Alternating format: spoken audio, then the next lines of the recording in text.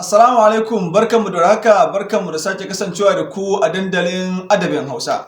A cikin darasinmu na ƙa'idojin rubutu. Wannan shine na 25. Idan wannan shine farkon zuwanka wannan shafi, za mu so ka danna mana subscribing sannan ka danna alamar ƙararrawa domin samun sabbin shirye-shiryenmu da zarar mun ɗora.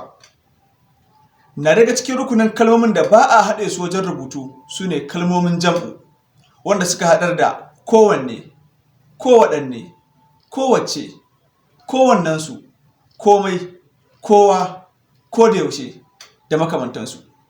Kuskure ne haɗe waɗannan kalmomi a cikin rubutu. Haƙƙin waɗannan kalmomi a cikin rubutu shine haɗe su wuri guda ba wai rabewa ba a wajen rubutu kamar yadda wasu ke yi a yau. Hakanan da daga cikin kurakuran da mutane ke yi a wannan ɓangare shine haɗe waɗannan kalmomi da kalmar dirka da ta zo bayan su a cikin rubutu.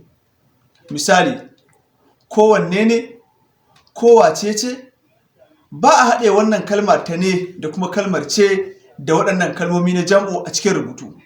Da fatan 'yan uwa za su kiyaye da wannan ƙa'ida. Kuna iya aiko mana da tambayoyinku ko kuma bayyana mana ra'ayoyinku a sashen da aka tanada domin bayyana ra'ayi a ƙasa. Ku ci gaba da kasancewa da mu a dandalin adabin Hausa domin amfana da abubuwan da muke yaɗawa. Mun gode.